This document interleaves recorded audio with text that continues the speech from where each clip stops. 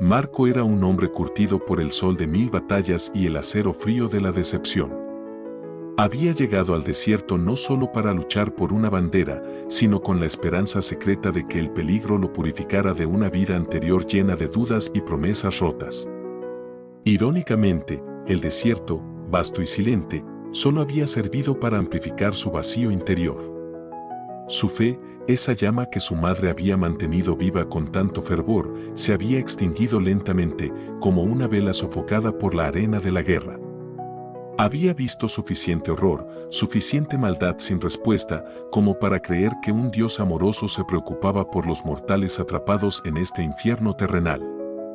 Para Marco, la única verdad innegable era el sol, un tirano ardiente que castigaba a todos por igual, y la muerte, la única promesa que siempre se cumplía. En ese momento, la muerte estaba cerca, envuelta en el olor a pólvora y la sensación pegajosa de su propia sangre. Había quedado aislado de su unidad tras un ataque rápido y brutal. La pierna ardía con un dolor sordo y pulsante, un recordatorio constante de que era un blanco estático. Se arrastró hasta la sombra precaria de una roca dentada, su único santuario. A su alrededor, la arena se extendía como un océano amarillo de desesperación. El aire vibraba con el calor y el silencio, roto solo por el zumbido de sus oídos, era más aterrador que cualquier grito de batalla. Marco no pensaba en el rescate, pensaba en el castigo. Estaba solo, con una cantimplora vacía y la certeza abrumadora de que la oscuridad del desierto finalmente se había fusionado con la oscuridad de su alma. Se sentía menos como un soldado y más como un trozo de madera a la deriva, esperando ser consumido por las llamas de la inmensidad. Su batalla final ya no era contra el enemigo visible, sino contra el nihilismo que lo había corroído hasta la médula. El tiempo en el desierto se convierte en un verdugo silencioso, midiendo la vida no en minutos, sino en el insoportable latido del dolor. La bala había impactado en el muslo, y aunque Marco había logrado improvisar un torniquete con la poca fuerza que le quedaba, la herida seguía siendo un pozo que se tragaba su vitalidad. Cada pulsación del corazón enviaba oleadas de agonía, haciendo que el sol de la tarde pareciera un asador que cocinaba su carne lentamente. El miedo no era el terror paralizante del novato, era la fría, racional certeza de la derrota. Los ecos de voces enemigas, demasiado cercanas para la comodidad, le llegaban con el viento. Sabía que su posición no era secreta por mucho tiempo. Intentó reordenar sus escasas municiones, pero el esfuerzo era titánico, cada movimiento una protesta violenta de su cuerpo. Sin embargo, el enemigo más cruel no vestía uniforme ni portaba arma. Era la sed. La garganta se le había convertido en lija, la lengua en un trozo de cuero reseco.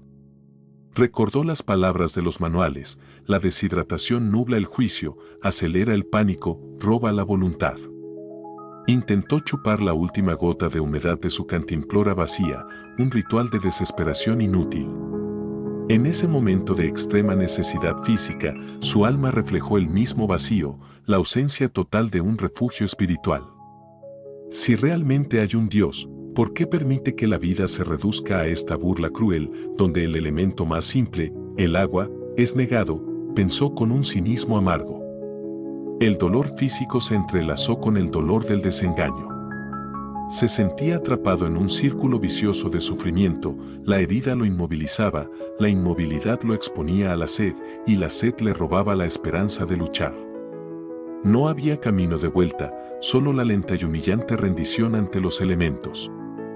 El desierto no le ofrecía la dignidad de una muerte rápida en combate, le ofrecía la lenta extinción, bajo el sol indiferente y la arena que pronto lo reclamaría. Marco intentó arrastrarse una vez más, buscando quizás una sombra más profunda, una promesa de supervivencia. Pero sus músculos ya no respondían. El calor había disuelto su voluntad y la sangre había drenado su energía. Se dejó caer con un gemido que ni siquiera él reconoció como propio, el sonido ronco de una bestia herida. En el fragor de la batalla, uno siempre imagina una muerte heroica, con la boca llena de desafío. Pero esta muerte era miserable, solitaria y, peor aún, silenciosa. Su mente, antes tan llena de estrategia y cinismo, comenzó a vaciarse.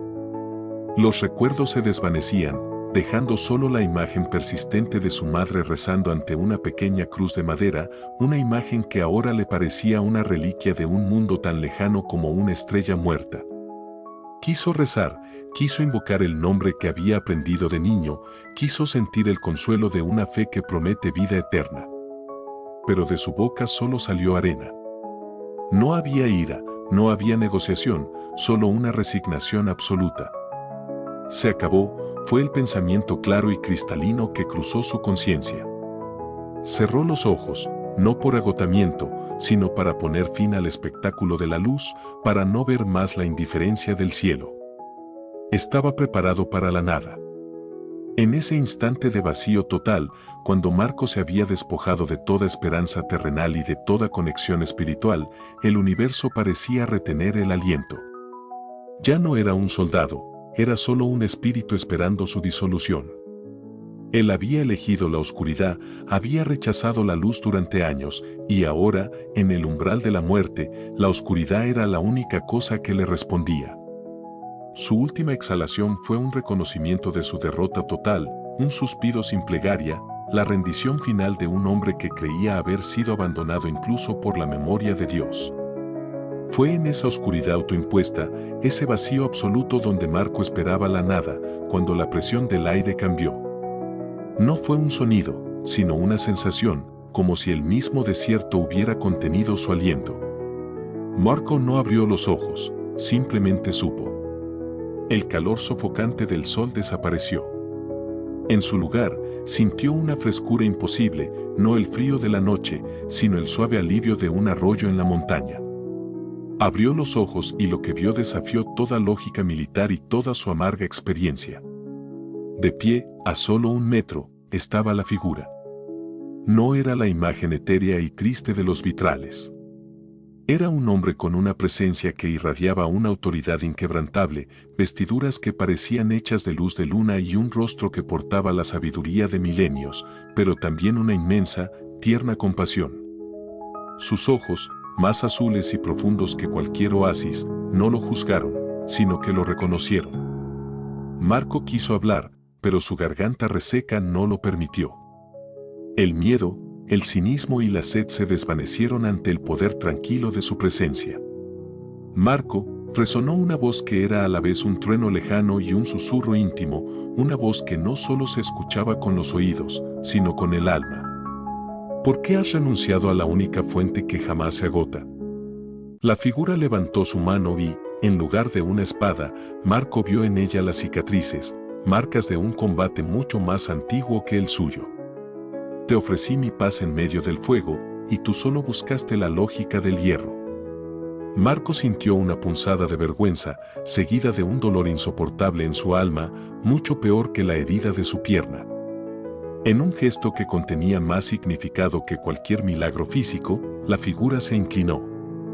No le ofreció una cantimplora mágica, le ofreció la palabra. Yo soy el guerrero pastor. He luchado la batalla final por ti. Y aún en este desierto, yo soy tu agua viva. Mientras hablaba, una luz cálida y dorada emanó de su ser, envolviendo a Marco. No solo sintió que su sed se aplacaba, sino que cada célula de su cuerpo y espíritu se rehidrataba con una verdad ancestral. La herida de su pierna no desapareció, pero el dolor se convirtió en una fuerza soportable, una prueba. El Cristo no lo había salvado de la guerra, lo había salvado del vacío. Le dio una nueva misión, sobrevivir no por la bandera, sino para testificar la presencia que lo había encontrado en su momento más oscuro. La fe no era una superstición, era la única munición que nunca se agota. En un parpadeo, la figura se disolvió, dejando a Marco solo de nuevo, pero ahora, profundamente, habitado. El calor del desierto regresó, pero Marco ya no sintió el sol como un tirano. Sintió su calor como una advertencia de que el tiempo de su misión comenzaba ahora. Marco caminó por lo que pareció ser una eternidad bajo el manto de la noche. Usando las estrellas no solo como guía física, sino como un recordatorio silencioso de la inmensidad que ahora sentía en su espíritu. La fe lo había convertido en un espectro, un fugitivo silencioso que se movía con una precisión y resistencia que superaban su estado físico. Finalmente, al amanecer, cuando el sol comenzó a pintar el horizonte con promesas de luz, la silueta familiar del puesto de avanzada de su unidad apareció en la distancia.